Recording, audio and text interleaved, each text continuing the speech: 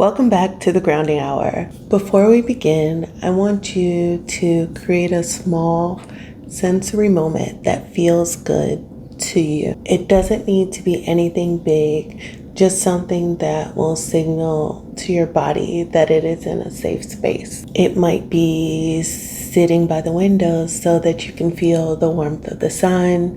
It could be wrapping yourself in your favorite blanket or sweater. It could be preparing your favorite cup of something warm and soothing, whether it's tea, coffee, hot chocolate even. Whatever feels accessible and comfortable right now. And just take a moment to settle into that. Give your body a few moments to just realize and recognize that it's in a space where you can drop your shoulders, you can relax, you can breathe.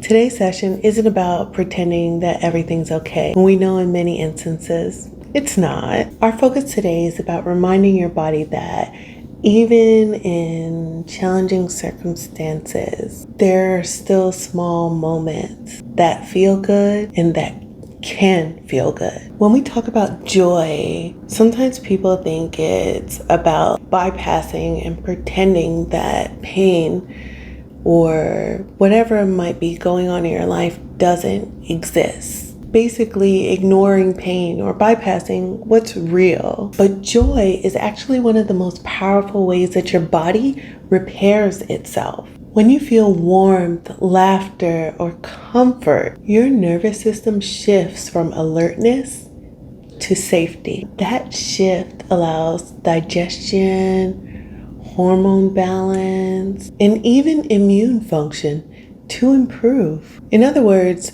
joy and struggle don't live on opposite ends of a spectrum. Joy is what, despite the struggle that might exist, allows your system to remember that it can still feel safety. Joy is how the body remembers safety again. For many of us, especially in communities of color, joy has never really been separate from struggle. I mean, even in today's current climate, I always laugh when I go online and I see things that say, Black people are so unserious.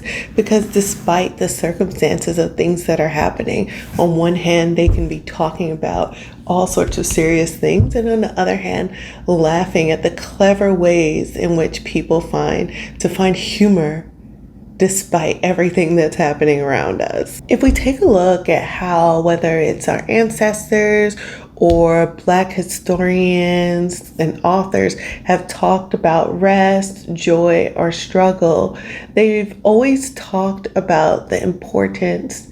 They've always talked about these things as things that can coexist and that do coexist.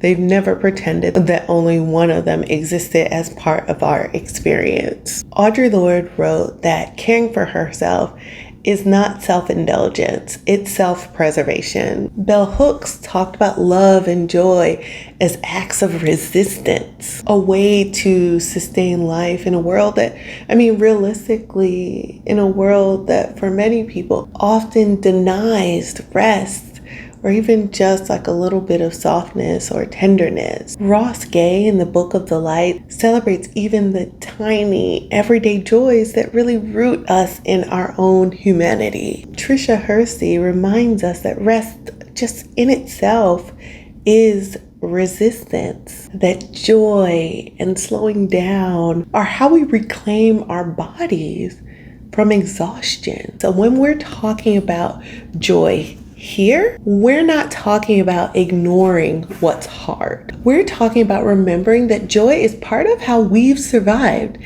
and how we can keep going. Scientifically, we know that small moments of positive emotion activate the part of your body that supports rest and repair. These micro moments help us to widen our perception, making it easier to think creatively, recover faster, and connect with others. Polyvagal theory describes how these same moments of safety and connection signal the body's way of saying that you're safe enough to soften, to release your shoulders, to rest, to relax. What all of this means is this: when you notice something that feels good, whether it's warm light, a familiar scent, music, laughter, movement even, you're not just feeling better in that moment, you're retraining your nervous system to find safety again. So when we talk about joy, joy is not just a biology, how your body works, what makes your body happy. Joy is also, it's culture. It's both physiological and this combination of our lived experiences and ancestral wisdom and nostalgia. Let's pause for a reset. If you're in a space where it's possible, I encourage you to close your eyes. If not, and you're able to, you can lower your gaze or do whatever is possible where you are right now. In many yogic and meditative traditions, there is a moment of quiet between one breath and the next. It's a natural pause of renewal in the space between breaths. Today we're going to try a short practice together, really leaning into this space between our breath. With your eyes still closed, inhale slowly through your nose.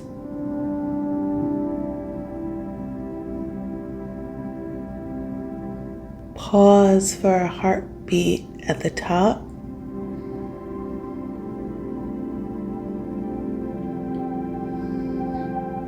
And then exhale. When you exhale, and it's okay if you didn't do it this time, we'll do it one more or even two more times. You want to exhale at a different pace than what you inhaled. So let's say you inhaled and it took you maybe 5 seconds. You want to exhale either faster or slower, changing the rhythm for your body, bringing attention to your body. I encourage you to try exhaling, exhaling slower. It encourages patience. It changes the pace of things, enhances your awareness. As you exhale, choose one thing or think of one thing that feels pleasant right now. It could be a sound, a smell, a temperature, a texture. Focus on it for a few breaths as you breathe in and out.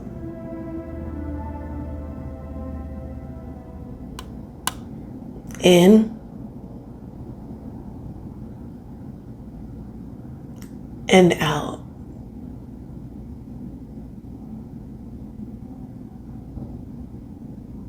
Notice how your body feels when you allow yourself just to stay thinking of that one small good thing just for a moment longer. Now, I'm not asking you to force feeling relaxed. It's more about slowly creating this subtle shift.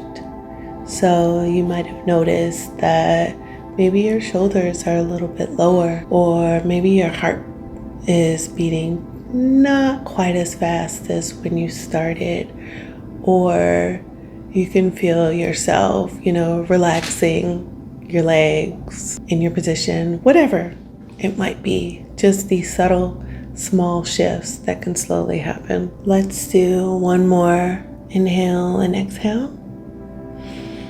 Let's take a deep breath in.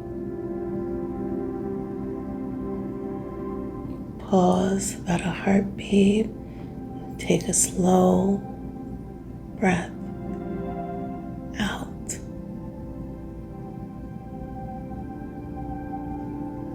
Feel free to slowly open your eyes. This pause, honored in practices all over the world, represents harmony and awareness. It's not about forcing anything, but about recognizing that stillness and that peace, it lives in you.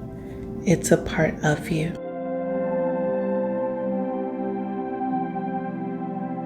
Now you might be saying, I'm feeling a bit more chill right now, but look, the reality is that some days joy just feels out of reach.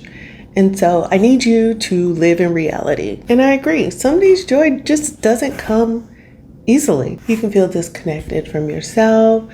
You can feel just simply too exhausted. You can also just simply feel too exhausted to even notice when something feels good. And interestingly enough, that is a way of your body trying to protect you when it's under stress. When we're under sustained stress or grief, the brain reward system downshifts, especially our dopamine and serotonin receptors. So what it does is it prioritizes survival over pleasure. Chronic stress also dampens the vagal response, and this makes it harder for your body to recognize safety. This is why even things you normally enjoy can feel flat or distant, or just you can feel disinterested. But it is possible to gently retrain the brain and body to notice pleasure again. Research shows that recalling joyful memories or engaging sensory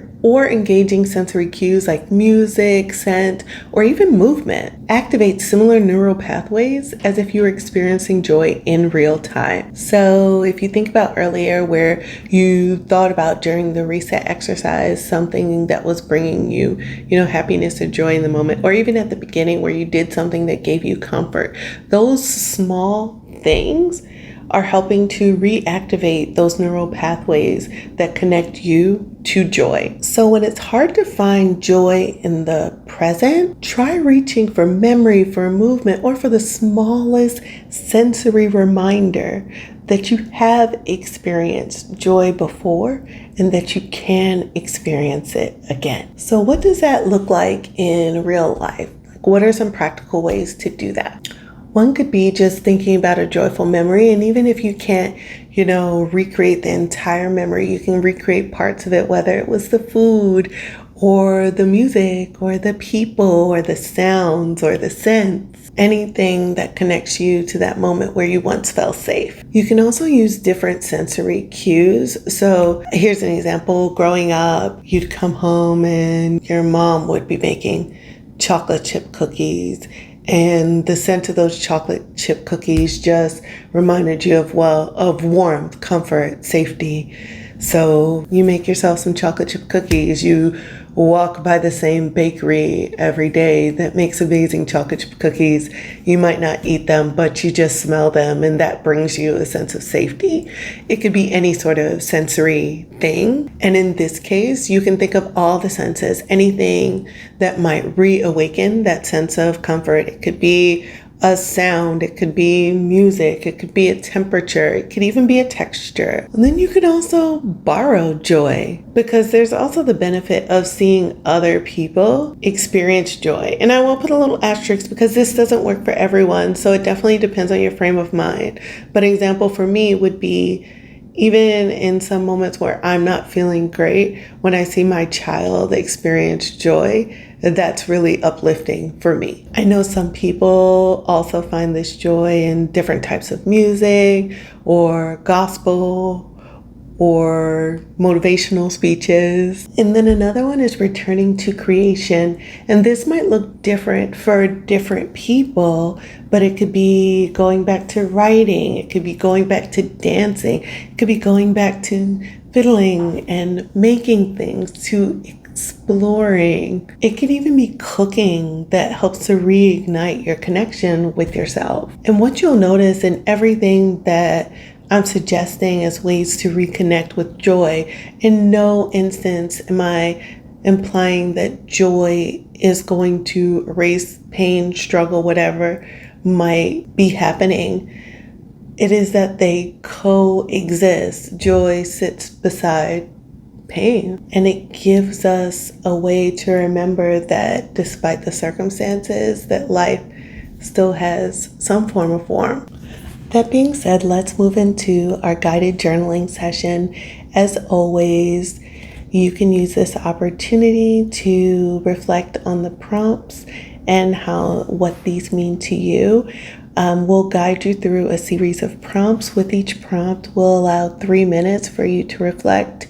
You can reflect out loud, write it down in your journal or on your session worksheet, or you can just think about it, whatever works for you. Feel free to pause or fast forward depending on, how quickly or slowly you choose to move through this portion of the session. It's all about whatever works for you. Let's dive into the prompts. What memories or traditions still spark warmth?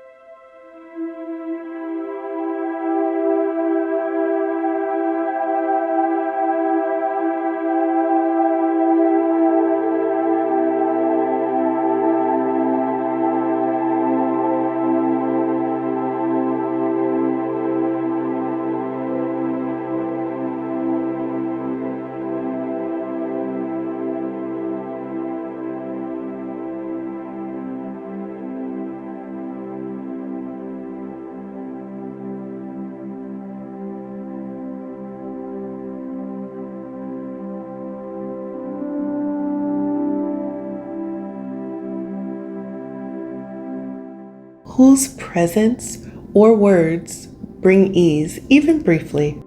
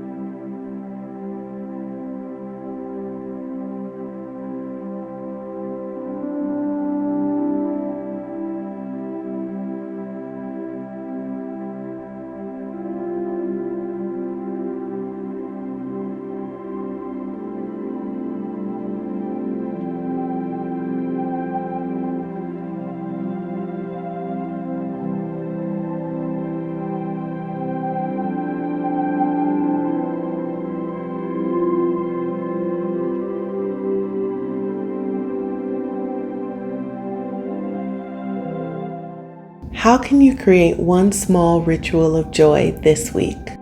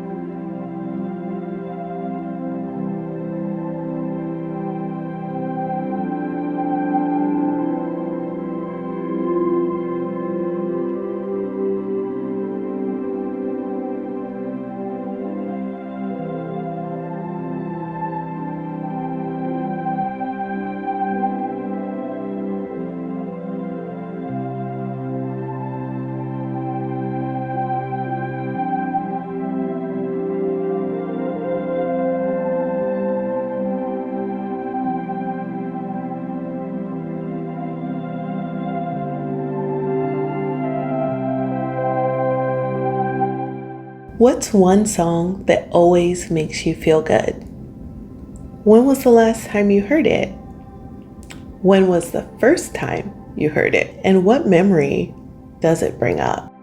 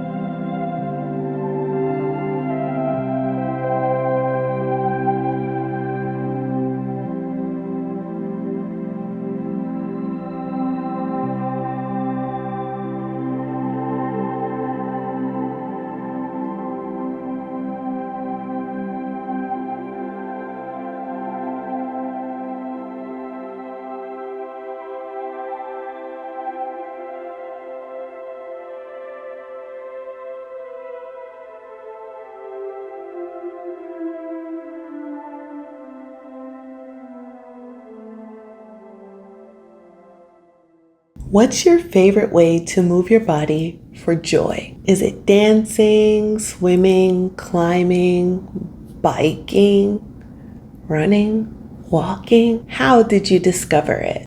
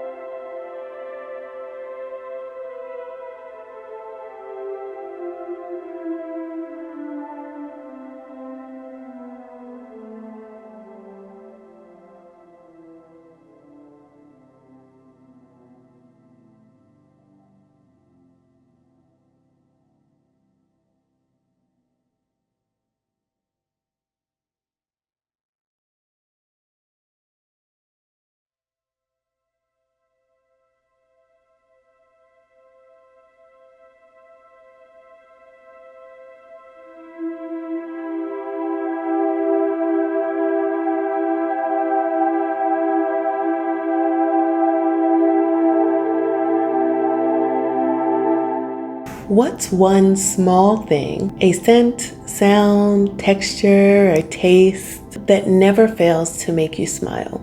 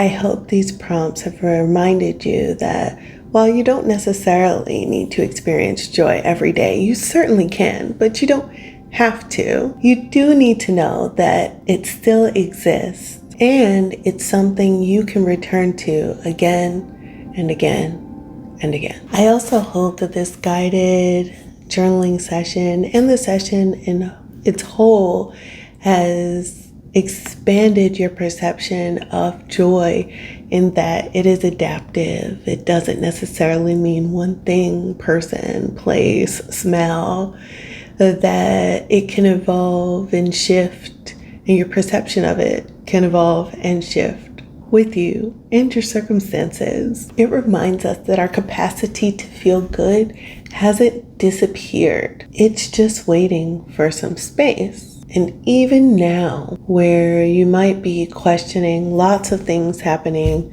in the world, in your personal life, there are still small moments where you can also choose to feel good. I hope you'll find them. I hope you'll name them. And I hope you'll let them remind you that joy still lives here. Thank you for joining our grounding hour session today. If you're a Bloom Plus member, don't forget to log in at eatwell.com so that you can download the session worksheet and the next steps guide. Otherwise, I look forward to seeing you all in the next session. Thank you, be Gwell, and keep coming back.